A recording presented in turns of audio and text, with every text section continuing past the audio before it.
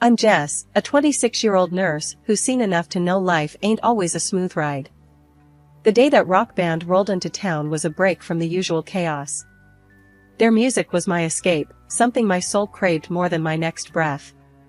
That night, I decided to let loose, heading to their concert alone, not knowing it'd change my life. The arena was packed, the air electric with anticipation. I wove through the crowd, finding a spot that felt like it was made just for me. That's when I bumped into him, literally. A tall guy with a mischievous smile, wearing a band tee that looked like it had seen better days. "Hey, watch it!" I snapped, more out of surprise than annoyance. "Sorry, didn't see you there," he replied, his grin widening. "You here alone?" "Yeah, and by the looks of it, so are you." I shot back, my defenses up. He laughed, a sound that seemed to cut through the pre-concert buzz. "Name's Tom. And yeah, I wouldn't miss this for the world. These guys are like the soundtrack to my life." "Jess," I said, offering a hand grudgingly. His grip was firm, reassuring somehow. "Same here. Grew up with their music." We chatted as if we'd known each other for years, not minutes. Tom had a way of making me laugh, really laugh, something I hadn't done in a while. When the concert started, we were lost in the music, together yet alone in our little bubble. After the encore, neither of us wanted the night to end. "Know a decent cafe around here?" Tom asked, his eyes searching mine. "Might do. Follow me," I said, leading the way. The cafe was quiet, a stark contrast to the concert's frenzy. We found a secluded corner, our conversation flowing as easily as the coffee. "So, nurse, huh? Bet you've got stories," Tom said, his voice a mix of curiosity and respect. "More than I can count. And what about you? What's your deal?" I asked, leaning in. "I work in IT. Not as exciting as saving lives, but it pays the bills." He shrugged, a hint of humility in his eyes. We talked about everything and nothing, from our craziest dreams to our mundane daily gripes. It felt natural, easy. Before we knew it, hours had passed. "Should probably get going," Tom said reluctantly. "But I don't want this to be the last time we talk." "Me neither," I admitted, feeling a connection I couldn't quite explain. We exchanged phones, typing in our numbers with the promise of a call. As we said goodbye, I felt something shift inside me. Maybe it was the music, the night, or just Tom himself, but I walked away feeling lighter, my heart pounding in my chest. After a few months of dating Tom, the day came to meet his family, or more accurately, his mom. He'd been upfront about living with her, saying she was all he had in terms of family. I respected that. My own family was just my grandma, after all. Tom's place was modest, a cozy little house with a garden that looked like it needed a bit of love. "Mom's inside," he said, a hint of nervousness in his voice as we approached the door. It struck me then how important this was to him, and suddenly, I was the one feeling jittery. The door swung open to reveal a woman in her late 50s, her hair a tangle of curls, eyes sharp as they landed on me. "So, you're Jess," she said, her voice carrying a note that I couldn't quite place. Was it curiosity? Suspicion? "Nice to meet you, Mrs. Johnson," I offered, extending a hand that she took after a brief hesitation. "Call me Linda," she said, leading us into the living room. The place was neat, filled with photos of Tom at various ages. It was clear he was the center of her world. We sat, and Linda wasted no time diving in. "Tom tells me you're a nurse. That's a hard job. You plan on doing that long?" I nodded, sensing where this was heading. "I love my job, but I'm also planning to study further, maybe become a doctor someday." Linda's eyes narrowed a bit. "A doctor, huh? That's a lot of school. Expensive, too." Tom jumped in, trying to smooth the waters. "Mom, Jess is really passionate about her work. It's one of the things I admire about her." Linda turned her gaze to Tom, and then back to me, her expression softening slightly. "Tommy here has always been my rock. After his dad left, it was just the two of us. I've given everything to him, you know. I caught Tom's eye, a silent communication passing between us. I knew this was hard for him, torn between the two most important women in his life. Linda continued. I rely on Tom for a lot. He's been so good to me, giving me half his salary every month. It's only fair, after all I've sacrificed. The air in the room felt heavier, the tension palpable. I didn't know what to say. It was clear Linda expected this arrangement to continue, even with me in the picture. And what about your family, Jess? Linda's question snapped me back to the moment. I was raised by my grandmother, I said, my voice steady. My parents died when I was young. Grandma's all I have. Linda nodded, a strange satisfaction in her eyes. Well, if you and Tom are serious, I'd expect you to contribute as well. $800 a month should cover it.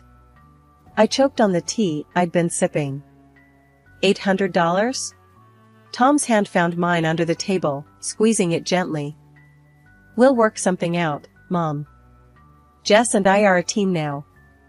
When Tom and I decided to tie the knot, we knew it wouldn't be a lavish affair, but nothing prepared me for the battle over our wedding plans.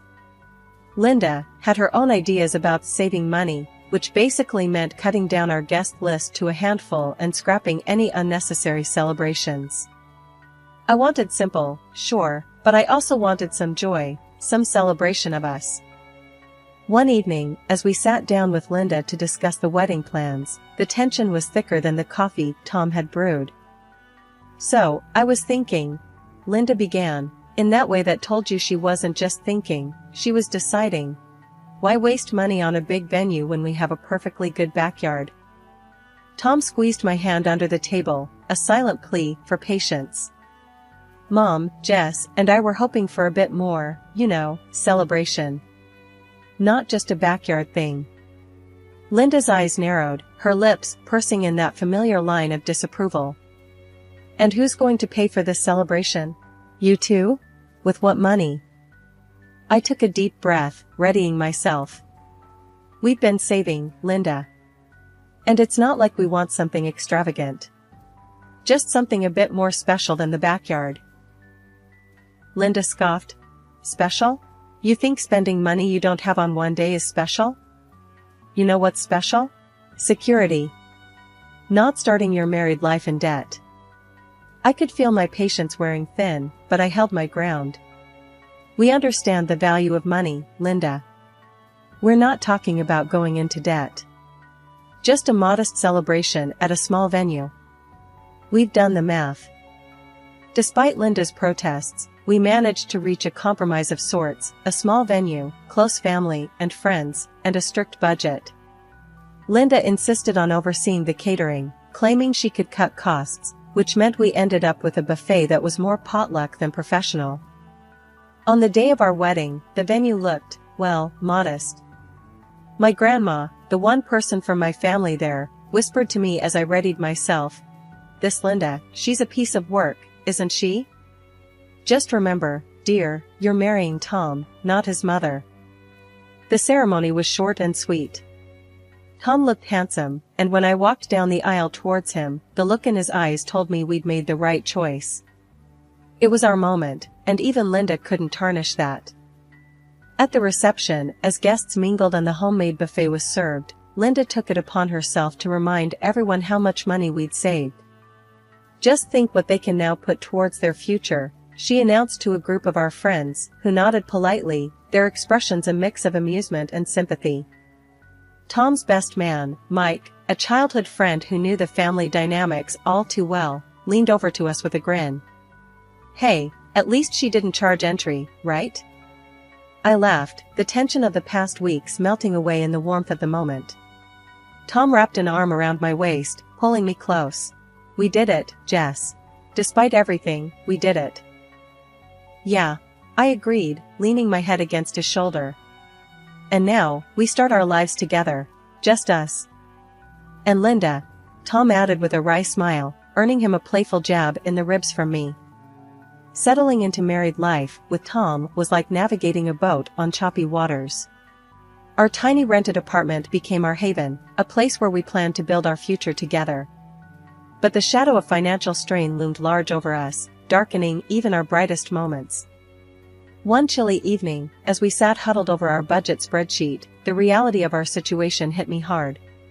"Look at this, Tom," I said, pointing at the screen. "After rent, bills, and your mom's $800, there's barely anything left for us." Tom rubbed his eyes, weary from the long day. "I know, Jess. But what can we do? Mom depends on that money." I sighed, frustration bubbling inside me. But does she really need that much? We're barely scraping by as it is. And we've been putting off so many things, like fixing the car, and even thinking about a down payment for a house. Tom's expression hardened, a defensive edge creeping into his voice. "Jess, we've been over this. My mom raised me by herself. It's my duty to take care of her now." The argument ended with us in a tense silence, each stewing in our own stubbornness. But it didn't end there.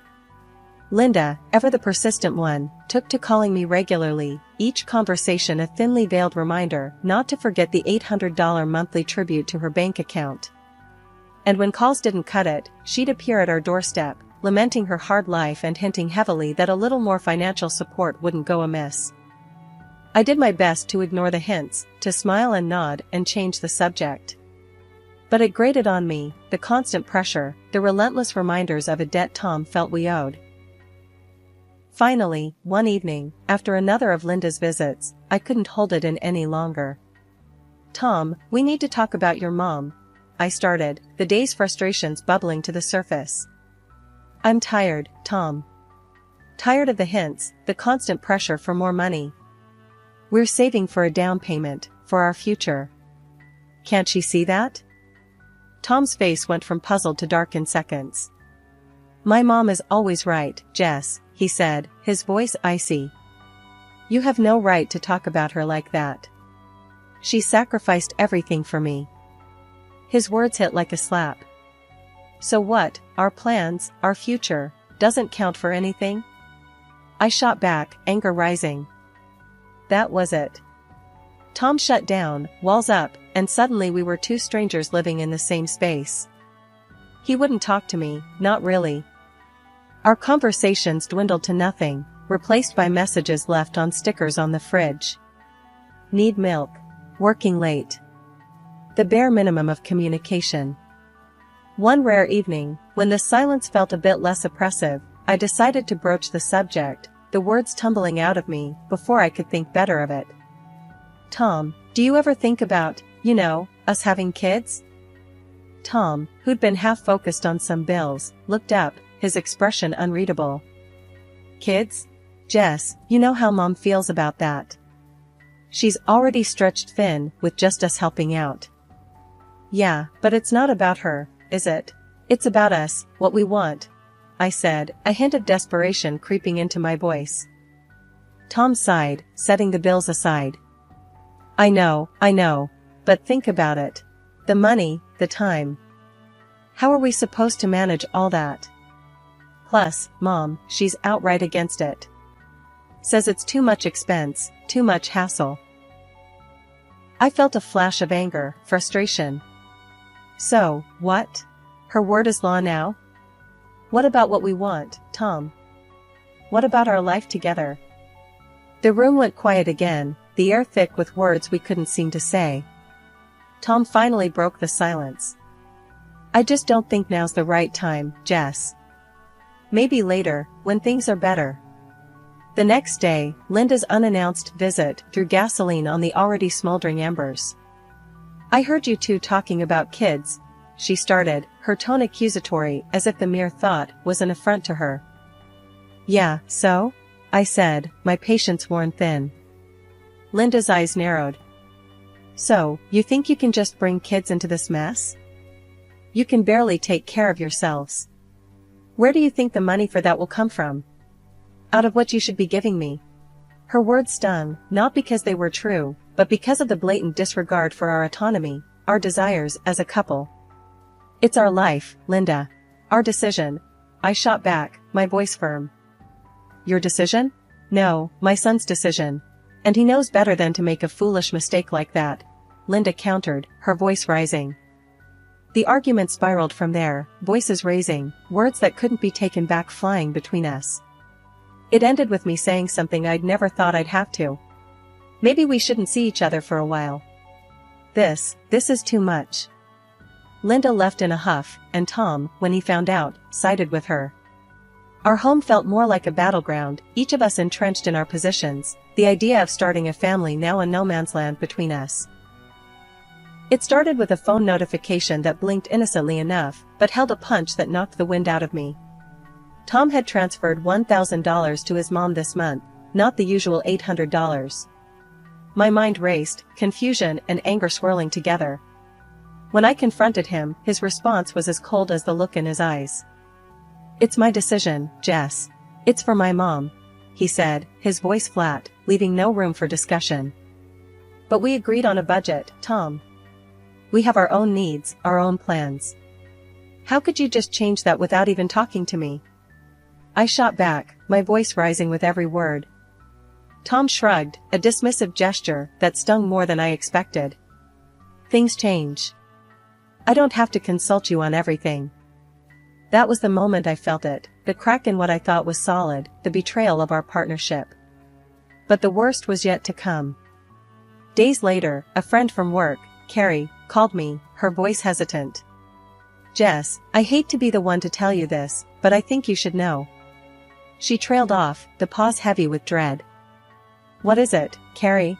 I urged, a sinking feeling in my stomach. "I saw Tom's profile on a dating site. He even messaged me, not realizing who I was at first." "I'm so sorry," she finished, her voice a mix of sympathy and discomfort. My world stopped. The air left my lungs in a rush, and I felt dizzy. "Are you sure?" I managed to whisper, clinging to a thread of hope that it was all a mistake. "Yes, I'm sure. I can send you the screenshots if you want," Carrie offered, and true to her word, she did. The evidence was undeniable. There was Tom's picture, his profile, and the messages he'd sent, flirting, suggesting they meet up. The betrayal cut deep, a wound I wasn't sure could ever heal. When Tom came home that night, I was waiting, the screenshots glowing accusingly on my tablet. His reaction was one of shock, then anger, not at being caught but at being confronted. "What, you're spying on me now? Invading my privacy?" he exploded, the audacity of his anger almost laughable. "Spare me, Tom. How long? How long have you been doing this?" I demanded, my voice shaking with emotion. Tom's anger fizzled out, replaced by a resignation that was somehow worse. "I don't know, Jess. A while, I guess. I needed something else. Something more. More than me. More than us," I said, the reality settling in like a stone in my stomach. "Yeah, I guess so," he admitted, and with those words, the last of my hope evaporated. "I want a divorce," I said, the words tasting bitter on my tongue. Tom looked at me then, really looked at me, and for a moment, I saw a flicker of the man I married. But it was gone as quickly as it came, replaced by a cold indifference. "Fine," he said simply.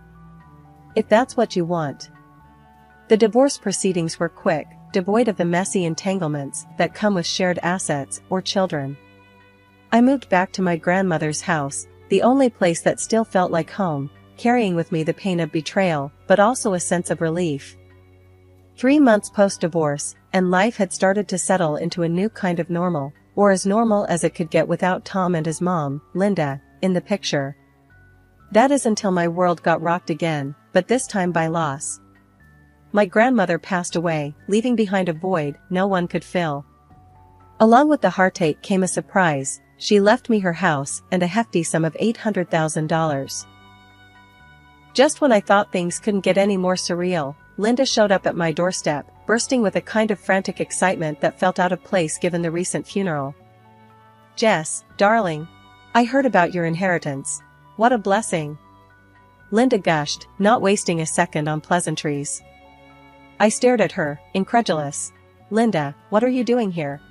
She brushed past me into the house, as if we were still family.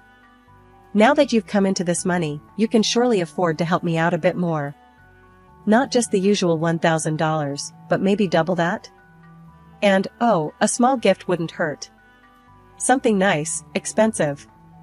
Her words were like a slap in the face, each one more absurd than the last. But it was her next statement that really threw me. And since you're so well off now, I suppose it's okay for you to have a baby with Tom. I mean, with this kind of money, why not? I couldn't help it, laughter bubbled up from within me, loud and uncontrollable. Linda looked at me as if I'd lost my mind. Linda, you do know Tom and I are divorced, right? 3 months ago. Your son and I are done. Over. The look on her face was priceless, a mix of shock, disbelief, and something that looked suspiciously like panic. Divorced? But Tom never said.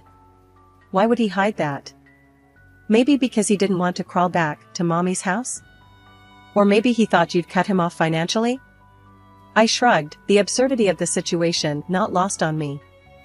Linda fumbled for her phone, dialing Tom in a frenzy.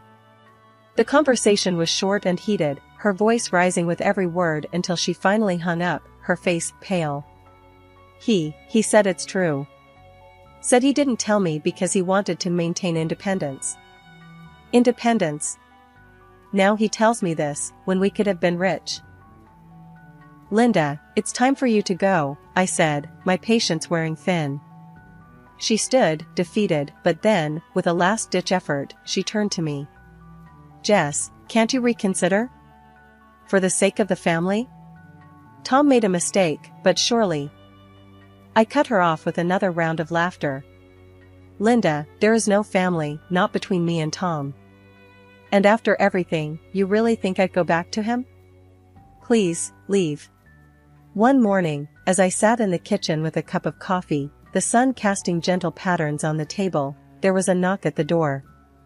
Hesitant, I approached, half expecting Linda, or, worse, Tom, to be on the other side.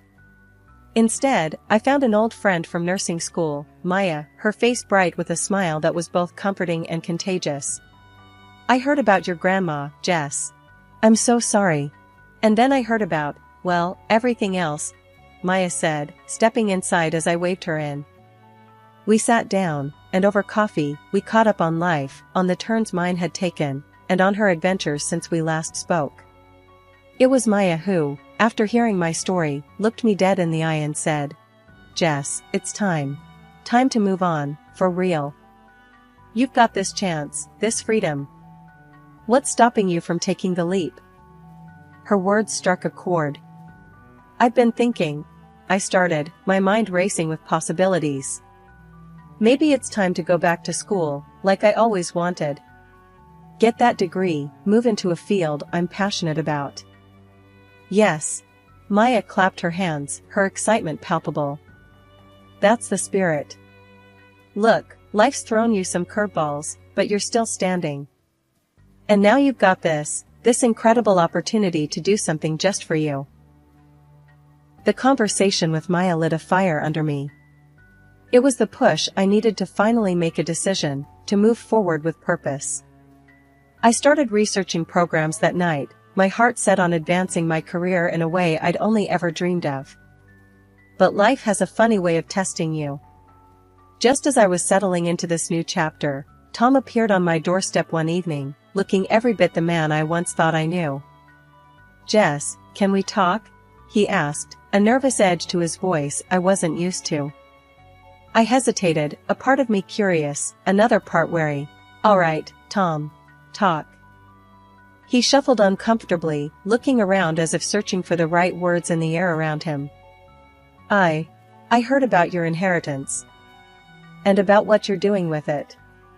Going back to school, that's great, Jess. I raised an eyebrow, crossing my arms. Thanks, Tom. Was there something else? He sighed, a deep, weary sound. I guess I just wanted to see if there was a chance for us. I've been doing some thinking and... No, Tom, I cut him off, my voice firm but not unkind. There's no chance for us. Not anymore. I've moved on, really moved on. And you should too. As he turned to leave, I felt a weight lift, a final closure on a chapter that had dragged on too long. In the days that followed, I found myself more focused, more determined. I was building a life on my own terms, free from the expectations and disappointments of the past. My studies gave me a sense of direction, and my grandmother's inheritance allowed me the freedom to pursue my dreams without restraint.